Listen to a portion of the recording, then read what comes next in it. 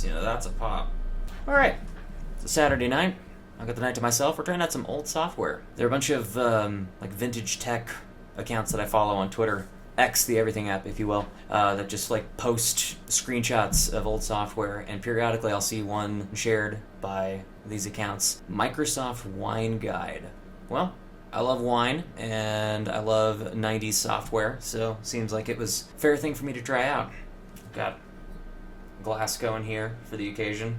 Nothing special. Pinot Grigio. Very bargain brand. That's a cooking wine right there. I got some to cook dinner tonight, and so I'm just sipping on some as well to match the occasion. But yeah, I see screenshots of this thing shared on Twitter with all of its 90s global village coffee house aesthetic glory, and every time I see it, my interest is piqued.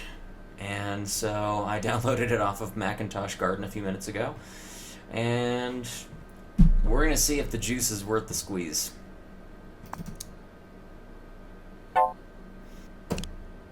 Guided tour? Sure. I'm a first timer. I don't know anything about wine. I know a few things about wine. I know a good amount about wine. I know a Tempranillo, Rioja. Okay, guided tour doesn't seem to be happening. That's okay. I'm my own guide. Alright, so yeah, leave the tour. Fuck the tour.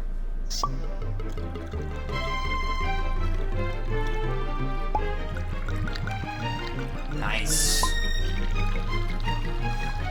I like this guy's style already. I like his vibe. Music. It's reminding me of the Frasier episode where he has to do the jingle for the radio show.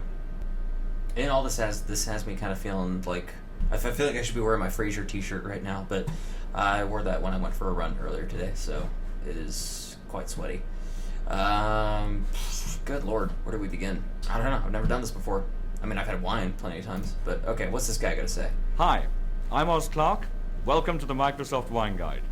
I want to show you the glittering showcase of wines the world contains today. And it's a world that's open to all of us. It's no longer necessary to be well-traveled or rich or well-connected to catch a glimpse of the glorious flavors wine is capable of. That's good. There's never been a better time to be a wine drinker.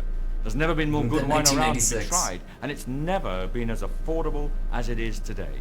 So please, use our guide to expand your experiences and horizons, and your pleasures, in this, the golden age of wine. Okay, he sold me. Take me wine tasting, Oz. Ozzy. R.I.P. Ozzy. Not this Oz. Ozzy. You know, the slightly more well-known one. I assume this guy's, well, I don't know. I have no idea who this guy is. I don't know if he's still alive or not. This complete video guide to wine tasting. Oz Clarke takes you through what you need to know to get to the most out of every glass of wine you drink. Okay, alright, let's do this. So many buttons. I feel like a pilot. Okay, the basics. Oh, okay, good lord. Okay, that's a lot of reading. I thought he said it was a video guide. This feature shows you the essential equipment you need to taste wine and some practical procedures. Okay. Different glasses. Port is a strong, sweet wine and is drunk in small measures.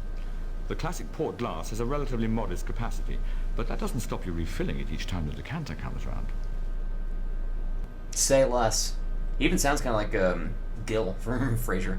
Speaking of sherry knives. This elegant glass, known in Spain as a copita, is the traditional glass for sherry. Dry sherry is generally drunk chilled. Red wine. I noticed that it's got a more bulbous embouchure than the white wine glass. This is the classic red wine glass, but will be good for any sort of wine. It's tulip-shaped and it's plain, with no cutting or decoration, because that only distracts you from the wine. The bowl is big enough to fill half full, and you still get a decent glassful. And it's generous enough to be able to swirl the wine about a bit to admire the color and the bouquet. Mine is not a red tonight, however mine is one of those wine glasses that has like the carvings in it for holding it. Ergonomic. I got one of them. I got a set of them. White wine, that's what this is. The bowl of a classic white wine glass is smaller than that of a red wine glass. White wine doesn't need to breathe as much, and its bouquet doesn't develop as dramatically. That's true. I used to be a bartender years ago. I know a decent amount about spirits. The great joy of champagne is the bubbles. This narrow champagne flute preserves the bubbles in the wine and keeps it fizzy longer. Look how happy he looks. He's so self-satisfied. Is that? Having the right kind of wine glass does add to your enjoyment of wine. The kind of glass that flatters, say, champagne may not do much at all for a fine red Bordeaux. Wine does taste better out of the right glasses. It's not my imagination, it really does. But I would hate you ever He's feel trying to inhibited sell us on about that. opening a bottle of wine just because you didn't have the right type of glass to hand. I mean, I'll drink vintage champagne out of a tin mug if that's all there is. It may not be correct. You and me both, brother. Wine is supposed to be fun before it's correct. If you want, you can get by with just 2 different sorts of wine glass. The classic red, which is fine for all sorts of table wine and port and sherry, and the champagne flute. In fact, if I was starting out learning about wine now, that's what I'd use. Thank God I'm not just starting out. Even though I am starting this program for the first time, this application, partly a game. Anything is a game. A game is what you make of it. Red Burgundy releases its aromas very quickly after the bottle is opened. This glass, with its wider bowl and more tapering sides, maximizes the development of the wine's perfume. That's probably true. Red Bordeaux needs time to reveal its full complexities of bouquet and flavor. This large glass, with a fairly wide bowl and tapering sides, allows maximum contact with air to allow the wine to develop. Makes sense. Okay, what's that? Okay, that just goes back to the main menu of wine tasting with Oz. There he is in Oz Vineyards. Okay, that just goes back to the main menu. Wine selection. Oh, good lord. It's a whole other window. Okay. Later. Index. Okay, that makes sense. Index, self-explanatory. Where's the glossary? The glassery. Find again. Okay, alright. Okay. Tasting. Basics. Okay. I think I got a handle on glasses. They hold stuff. Liquids in this case. Decanting. Oh, yes. Oz. Show me what you got. I like the prop work already. All wine should be stored on its side. Yes. That's to stop the cork drying out. Some wine develops sediment. Any mature red wine of, say, 10 years old will probably develop sediment. So what you do is take the wine gently out and stand it upright for 24 hours before you drink it, letting the sediment drop gently to the bottom of the bottle. Definitely dates this a bit as a product of the 1990s, because the past, 10, 15 years, a lot of the trend has been moving away from corks in wine bottles toward twist-off. It's sort of similar to what's happened with beer, with the shift from bottles to cans. Like, twist-off wine and canned beer is kind of often looked at as, lower brow, but it's actually, optics and aesthetics notwithstanding, it's actually a lot better for the product itself. It's got a lot of advantages over the more traditional, conventional bottled beer or corked wine. So, yeah, with the twist-off wine bottle, you don't really have to worry about that kind of thing. And twist-off is becoming more widely accepted, and it makes more sense in a number of ways. Less arcane, the method. I believe it METHOD can be. wine. And the reason for that is I want some light which can shine through the neck or the shoulder of the bottle as I start pouring this wine into a jug or a decanter. That's more steps than Now I'm what I taking. hope is going to happen is that I'm going to use one gentle movement all the way through. Any sudden movements and the sediment will end up in the body of the wine all over again. But I'm watching to see when a little arrowhead of sediment starts to creep up the bottle towards the shoulder or the neck, because that's the sediment coming up the bottle. Here it comes. I can just see it coming up now, just coming into the shoulder, and there it is in the neck. Cut I it stop off. that. The sediment all stays in the bottle, and Stay all in the there. clear wine is in the decanter. I only have those trick candles. Will that work for me?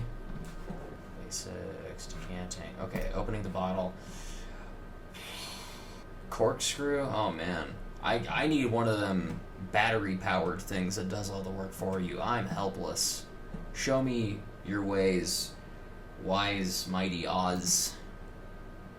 White wines and rosé wines are best chilled. Now, with something like a Chardonnay, I'd give it an hour in the refrigerator.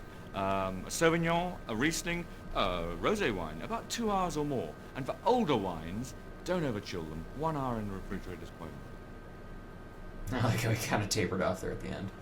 I like the Nata Sauvignon Blanc. That's kind of my go-to white. I like Chardonnay a lot too. I like them all, really, for the most part. I'm not terribly picky, but yeah, Sauvignon Blanc. That's my boy right there as far as white wines go. Reds, my go-to is usually Cab Sauv, the basic corkscrew.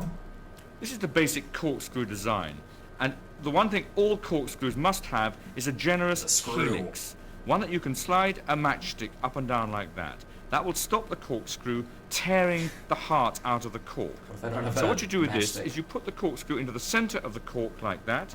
You give it a good twist around until it's gone right into the cork, and then you simply pull it out. Wow, that was like instantaneous. I don't think I've never uncorked quite that effortlessly. Cutting the capsule. Oh, I got ahead of myself. Oh, there's zigzagging. Ah, damn it. Okay, well, I hope I can retain this information. This is good stuff. Capsules are usually made of lead, tin, or plastic. Remove the top by cutting around the rim with a capsule or foil cutter or with a knife and flipping it off. Wipe the top with a wet cloth.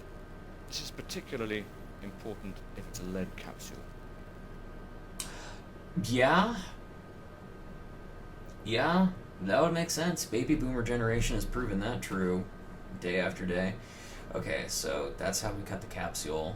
Okay, so then we uncork, pouring the wine, and how not to. Yes, show me how not to, please. So I'm going to pour some wine. Now, the whole point about this is pour it gently and pour less than half a glass so that you've got room to swirl it around if you want. What you don't want to do is pour it like mad and pour it more than half full, because goes all over the place and you make an awful mess of the garbage. You have to suck that out of your shirt now, Oz. Okay. Did we really need a video? Do we really need like the video insert to essentially say like don't pour it like a fuckwit? Oh god, there are pages. Oh, I see.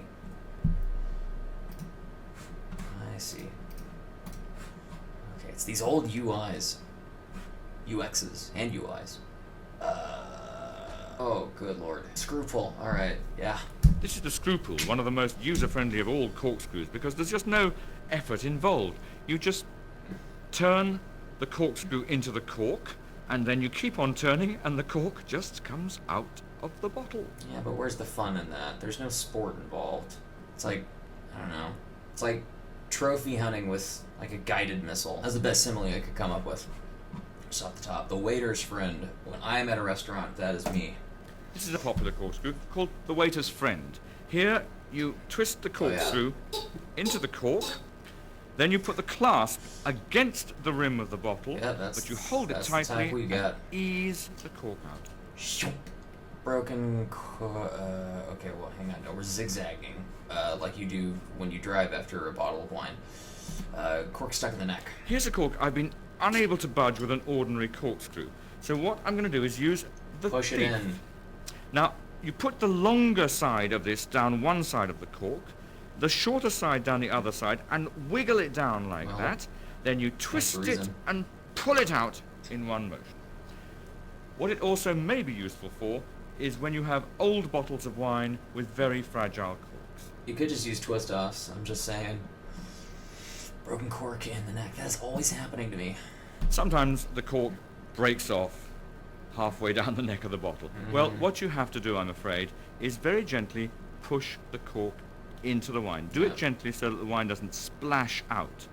It's not particularly pretty, but it doesn't affect the flavor of the wine. And it also means that when you pour the wine, be careful for the very first pour so that it doesn't shoot out of the bottle. But I have got a device called a butler's friend, which you can use to save that so many friends. And what you do here is put these 3 prongs into the bottle. You push them down like that, and then you waggle them around to get hold of the cork Hey, inside I'm not the that prongs, kind of friend, not yet. push the ring down like that, and pull it out.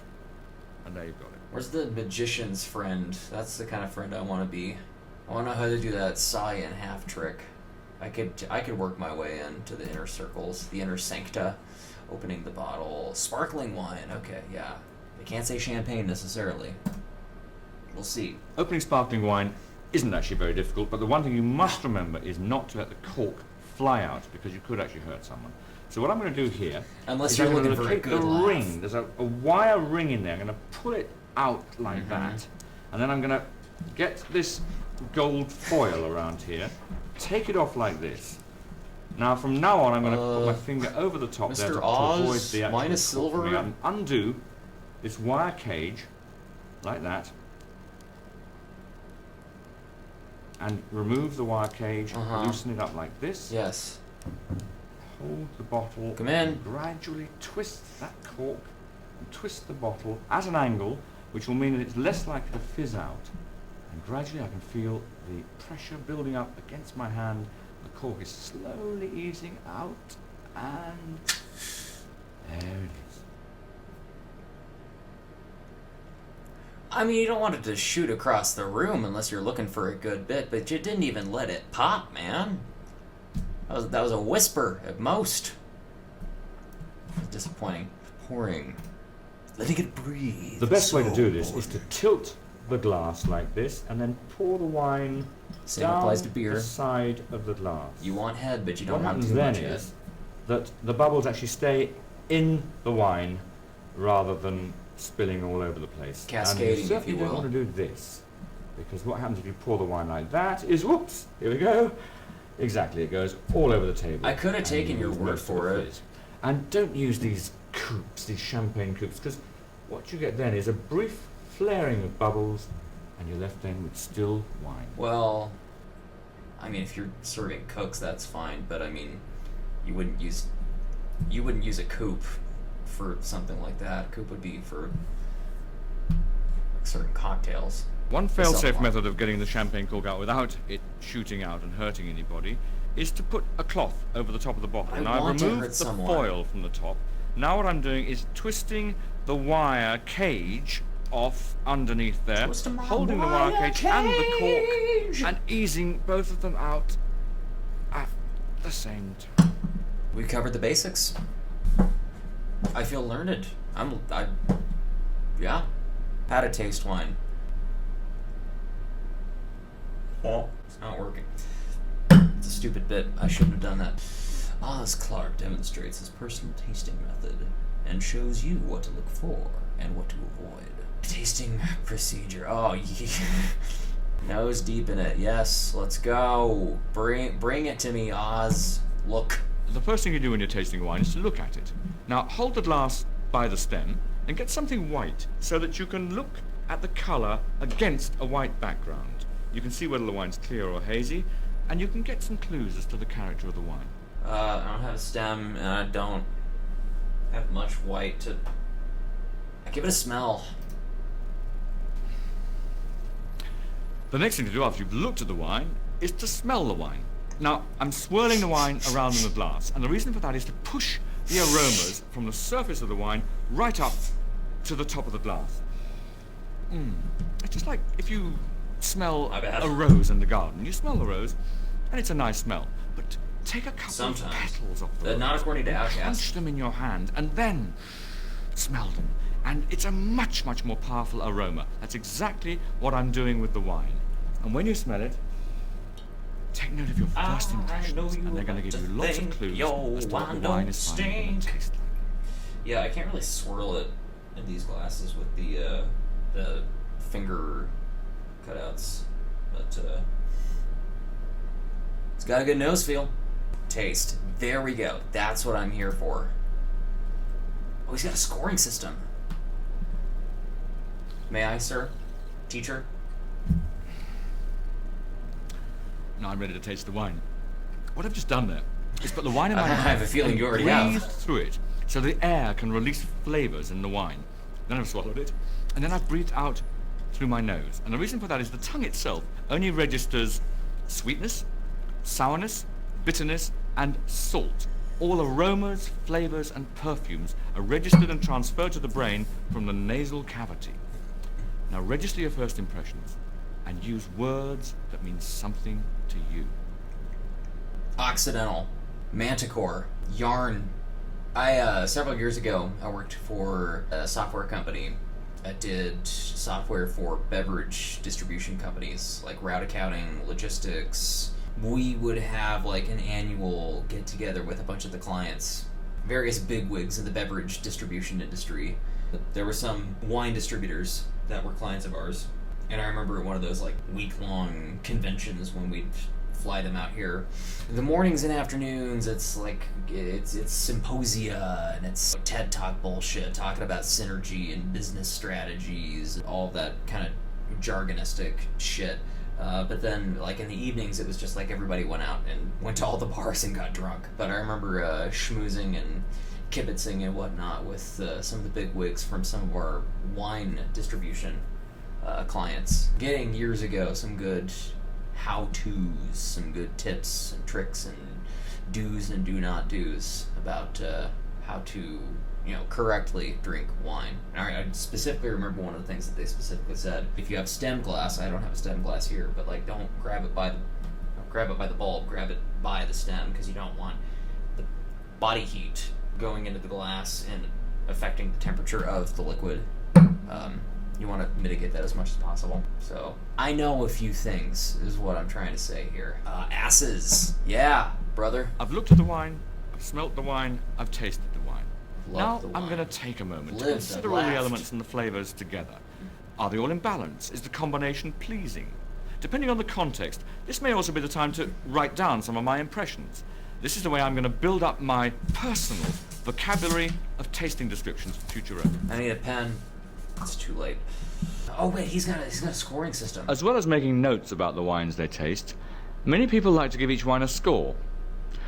I have mixed feelings about scoring wines. A simple numerical score can't really convey the pleasure a wine gives. Oh, he's gonna go hexadecimal. But I confess that I do it myself at professional tastings.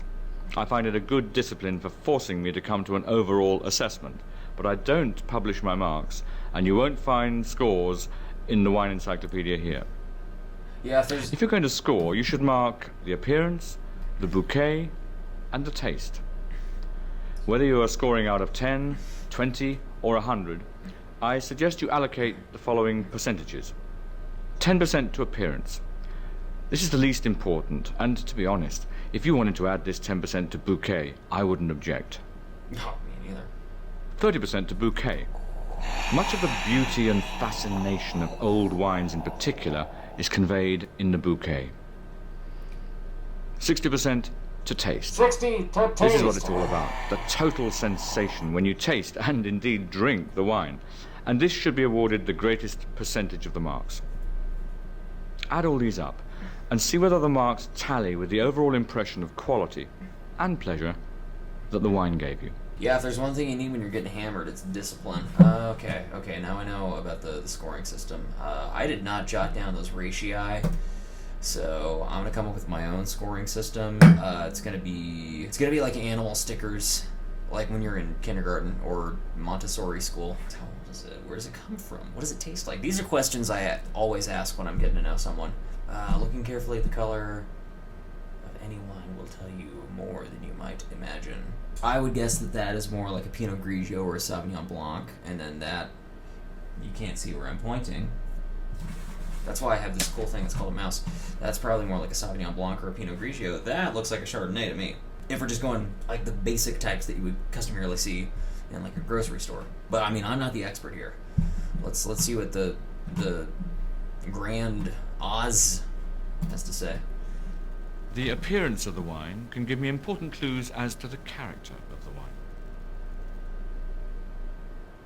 wine. Oh, that's it? Okay, you're finished. Alright. Okay, lay it on me. White wines can range in colour from a pale, almost greeny white to a full, rich gold. Now the pale greeny white ones are likely to have a tangy flavour, a sharper, a greener flavour. That's what I Whereas like. the gold ones are likely to taste more golden, richer, rounder, riper. The pale ones will come from cool areas of the world in general, whereas the golden ones will come from warmer areas where the grapes ripen more. Now this wine here is a Riesling from the Mosel Valley in Germany. That's about as cool as you can get to make great wines. And this one has a wonderfully sharp, almost lime juice kind of quality and a slaty dryness to it. This one here comes from the Hunter Valley in Australia. It's a Chardonnay, and it's rich, it's round. Did I not say Chardonnay? Almost syrupy in its tropical fruit ripeness. They cut him off. He was going over on his acceptance speech. Oz, let me butt in, if I may. I wasn't told this. Someone else was told this, and I overheard it. But back when I was serving and bartending, I remember a restaurant that I had just started at. So I was tasting everything on the menu. I was tasting all the meals and tasting everything that the bar had to offer. And during like these tasting sessions, like the managers or the more seasoned bar staff would ask us like, okay, what do you take from that? How would you describe that? How would you sell that to a customer? And I remember one of the guys who got hired at the same time as me, like he tasted one of these wines, and they asked like, how would you sell that? How would you describe that to a customer? And he said some shit about like, this tastes like autumn to me. It tastes like a crisp autumn day. And they were like, no, don't use anything flowery or abstract. Like, what does a crisp autumn day taste like? That's meaningless functionally. Like, talk about it in terms of like, what does it actually taste like, not in terms of like what subjective impression it gives you. So, based on my personal experience, from my years in the food service industry, from my years serving, tending bar, I'm gonna knock you on that one there, Oz. A little pretentious. I don't know what. Oh, it's going to taste ample. It's going to taste boisterous. It's like, what does that mean? You know how many times I had like some 55-year-old dude just say like, I just want a regular old beer. That's gonna be your clientele a lot of the time. With wine, it's going to be different, obviously. You know, people like that aren't probably going to be ordering wine so much as they're going to be ordering, not Bud anymore because Bud went woke, but Coors for sure. But I mean, you know, I think that's a truism I think that carries some weight. I think that there's validity to that. Red wine, bring it on, lay it on me. The color of a wine is a major clue to its age, and the age of a wine is a major clue to its flavor. This wine here is a young Beaujolais Nouveau, and it's got a bright, fresh, pinky red kind of color, and the flavor is going to be all youthful vibrancy, all freshness. It's like fruit just picked off the bush. Now this wine here is a 9-year-old Reserva wine from Rioja in Spain. The red has lost all its fresh youthfulness. It's become bricky red, it's become orangey brown. And the flavor, like me, baby, mature, almost over-mature, and the fruit becoming positively stewed. Stewed prunes. Okay, yeah. I feel like I didn't really take much from that. Elements. Okay, it's like it's the same image of him every single time, and then they just crossfade it to whatever the clip is. Yep. I drink wine for the pleasure it gives me. Alcohol. Yes. Wine doesn't exist without alcohol. The sugar in the grape juice is converted by yeast into alcohol, and at the same time, the flavor of the grape juice is completely transformed. Now, in a cool area, the sun may only produce enough sugar to give a wine of, say, 7%. In a hotter area, the wine may naturally reach 14%. Now, these wines are neither better nor worse, but the difference in alcoholic degree dramatically changes the wine's character. All wines fall somewhere in the range from bone dry to obviously sweet. This depends on how much sugar, if any, has been left in the wine after fermentation. This relative dryness or sweetness is an important element of style, but it doesn't in itself denote a wine of greater or lesser quality. No, it's just, different palates. I personally prefer my wines on the drier side. Flavor, with the U. Describing the flavor of a wine is a very personal thing, so use taste descriptions that mean something to you. I've got a Cabernet Sauvignon here. This is from the Napa Valley in California. As opposed to the Napa It Valley smells of in mint Akron. and blackcurrant. Tastes of mint and blackcurrant too. And there's also a sort of black cherry kind of fruit there, and there's a little hint of cigar box, cedarwood, just beginning to come through, which will get stronger and stronger as the wine gets older. Damn, can I get a sip? Here's a Crozes Hermitage. That's made from the Syrah grape, or the Shiraz grape, in the northern Rhone in France. This one smells very smoky. Cool. Yep. It tastes smoky, but there's a raspberry kind of fruit, and there's a chocolate creaminess there as well. This is a bandit wine. A Valpolicella from Italy. Ah, well, this one straight away has a sweet sour quality to it, sort of sweet sour cherries. Cool. Yeah, and there's something like wood bark, a rather bitter wood bark quality, and right at the back, a rather overripe raisin quality to it. This wine is a Viognier. That's the grape variety, and the wine is grown in the south of France. Oh, delicious. That was It's got not an a ironic. smell of marshmallows and genuine. apricots I about like it. Viognier. The marshmallows and apricots are absolutely gorgeous. And there's also a slight cinnamon spice there, and then an acidity like scratching the zest off a lemon. This one is a Riesling from Washington State Still going. in the USA. This one smells of limes. I'm not super big on Rieslings unless they're dry Rieslings. It's quite sweet. There's a strong bite Riesling. of lime juice about it, and then a rather syrupy, rather peachy quality. Peachy Keen. Yeah, generally not as big on Rieslings unless they're specifically dry Rieslings. Moscatos, not for me. Way too sweet. I like them dry. Fruit, yes. The single most important contribution to the flavor of a wine comes from the grape variety from which it is made. Just as each variety of apple has its own distinct flavor, so each variety of grape has its own distinct flavor. Red delicious And it's one wine. of the glories of modern wine that our winemakers are able to draw out the very essence of each different variety. And that's what we mean by fruit. Oh, okay. It's kind of like a British Phil Collins vibe.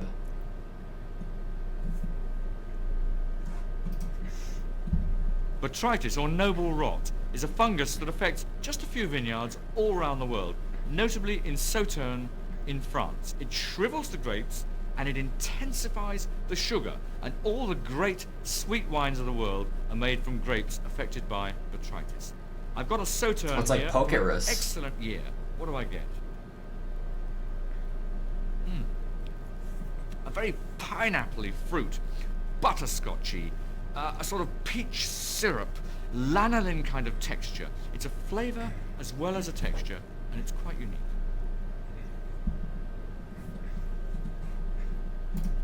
Many wines nowadays are matured or even fermented in small oak barrels. Now I've got a California Chardonnay here, which has the unmistakable flavors of having spent some time maturing in a new oak barrel. It's got a creamy, buttery, vanilla flavor to it. And there's a small touch of cinnamon spice as well. Now those are the classic flavors of oak maturing, for a red wine as well as for a white. Acidity. All good ripe fruit that we eat must retain some acidity, be it an apple, a peach, a plum, a blackcurrant. That's the same with wine. All white wine and all red wine must have some acidity to keep its flavors fresh. Now I've got a glass of New Zealand Sauvignon Blanc here. New Zealand Sauvignon Blanc is famous for its acidity. Yes. I'm a big fan of the New Zealand Sauv. Immediately, the acidity is puckering up my mouth, it's racing over my palate, Yes. and it's really waking me up. That's Yes. exactly what it's supposed to do. Yes. Tannin Yes. is a crucial component in the aging potential of red wine. Now, tannin occurs naturally in the skins of red grapes. When you eat a red grape, think how bitter that skin is. It's the same thing as when you drink strong tea. It's the tannin which is furring up your mouth. Now, the wonderful thing is tannin is a natural preservative. Now, this wine here is a Barolo wine, 5 years old, from northern Italy.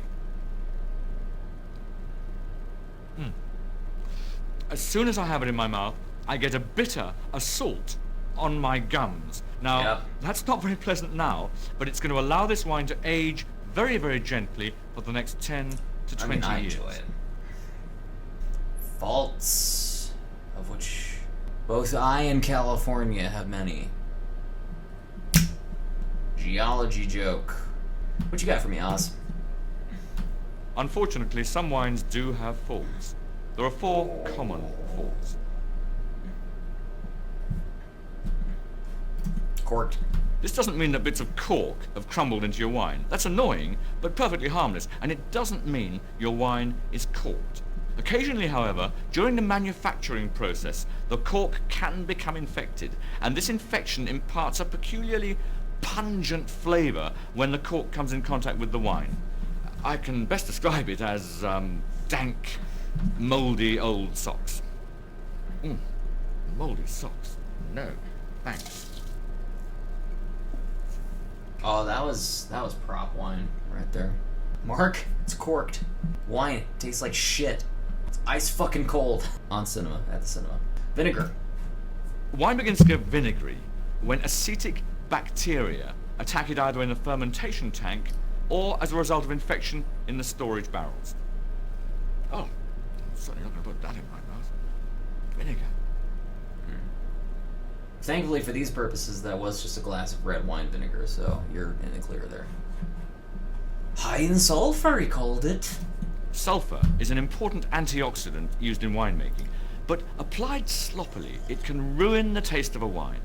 Now, it may manifest itself as the acrid stench of a recently struck match, or it may be a dank sourness and taste of mothballs in the heart of the wine.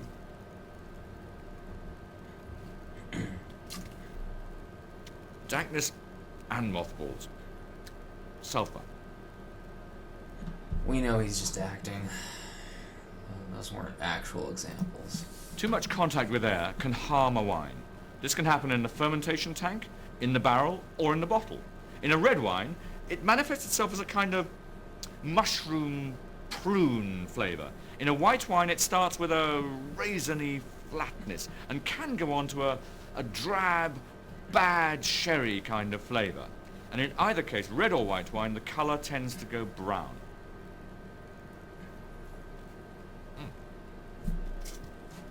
Classic oxidized flavor. Dead. Check it out, he's picking his nose. That's uncouth, Osford.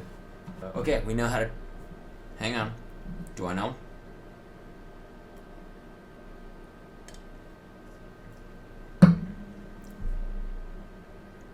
Tastes good to me.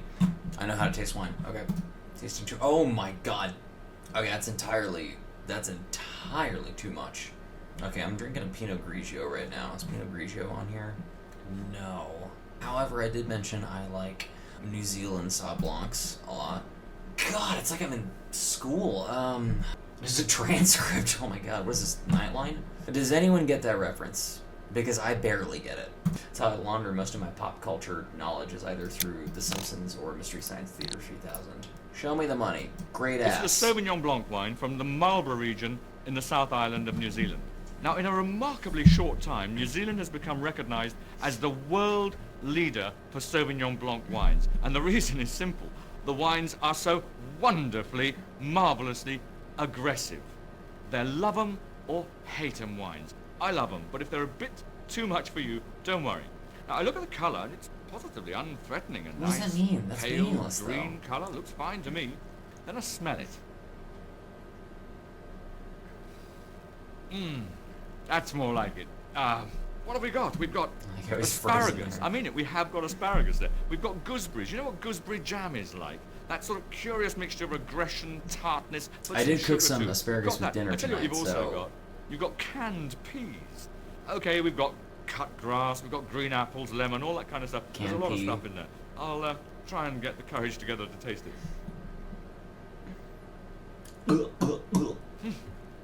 The acidity runs up in my mouth, but it fills my mouth with all these green flavors. The apple and the lemon and the lime are really coming through now. The And right at lime the and end the of it, coconut. it's not aggressive, it's not harsh, it's not raw. It's filling my mouth. It's very, very nice, unusual wine. Nice and unusual. Just like me. Alright, let's compare and contrast it with the French Sauv Blanc. This is a Sancerre.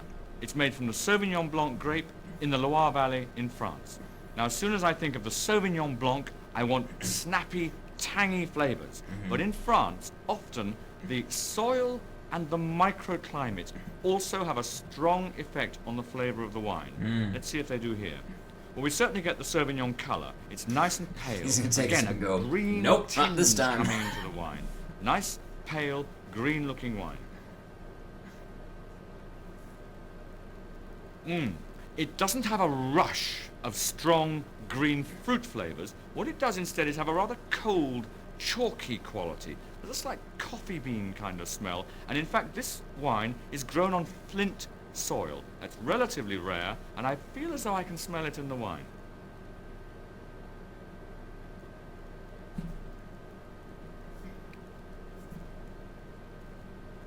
The wine is very dry. It's very full in the mouth, though. And I don't get anything piercing and sharp. I get more of a rather chalk earth kind of quality. Maybe that flint thing coming in as well. The coffee beans, I don't get them so much on the palate as I did when I smelt the wine, but instead I get a honeyed roundness coming into the wine. It's very nice, very traditional Loire Valley wine. So we went wine tasting with Oz. Thanks, Oz. It's an overview. God, it's so nuts to me that this was a piece of software that people developed, that people, like, paid money to create. People, a few people at least, presumably paid money to purchase, to have this as part of their personal software library as, like, reference material. Just, you don't see that anymore unless it's, like, you know, Super Seducer, I guess. This section provides a wealth, an embarrassment of riches, perhaps, of information about all aspects of wine in the form of words, pictures, diagrams, video, and interactive charts. We have a diorama. This feature enables you to follow a year in the life of a vineyard through an interactive flowchart. It also explains how vineyard sites are chosen and planted. Oh boy. Oh my god, it's got... I can scrub. Okay, yeah, that's a bit too academic for these purposes here. Wow. But, like, this... Look at this. There's so much text here. There's so much reading. People bought this? I don't mean that to, like, disparage, like, people in the 1990s. I mean that to disparage, like, the culture of today. Like, this is basically just a book about wine, but in digital form. And people purchased this and, like, did this for the purposes of their own, like, edification and growth, learning about something. You don't see that kind of thing as much today. It's all algorithmic brain rot. Like, I remember when I was a kid, my parents bought me, not a game, but it was, you know, a program, an application, some kind of world book encyclopedia type, digital encyclopedia application. We installed it on the old Packard Bell Legend, whichever exact model it was that we had. It was like a 386 originally, and then my dad put a 486 upgrade card in it. It ran like Windows 3.1 and Windows 95, but there was like some kind of like world book encyclopedia software that I would use from time to time and just like explore and like learn about stuff, learn about things, topics, the world at large. Modest Mouse. And this just is very much in line with that kind of thing. People used to buy software and use computers and use technology as a means of learning and growing, trying new things, as opposed to just the algorithmic brain rot of today. This is such a different vibe. This is such a different era, zeitgeist, compared to just what technology is today. I'm on the precipice of a spiral of some kind of existential dread. Just looking at the window into the software world of 1996 relative to the software world of 2025. World Atlas of Wine. Let's see what this has going for it. Oh wow. That's it. Oh wow. Encyclopedia. Willamette Valley, baby. Okay, that's the encyclopedia. World Atlas, that's all just geographic. All about wine. Yeah, that's all these timelines and everything. The wise and mighty Oz is not, he's not hand-holding us as much in these sections. What do you gotta say for yourself? Vineyard conditions and management will yield a crop of grapes with a given set of characteristics: tannin, sugar, acidity, and so on. But the technical options available to the modern winemaker in the winery are tremendous, and what he or she decides to do to draw out the full flavor of the grapes will have a dramatic effect on the final wine in terms of character and style. This is the kind of thing that people use software for 20, 30 years ago, as opposed to all just very weird to sit with. Yeah, I was not anticipating having like a minor existential crisis playing this piece of software about wine from the 1990s. But yeah, that's cool. That's fun.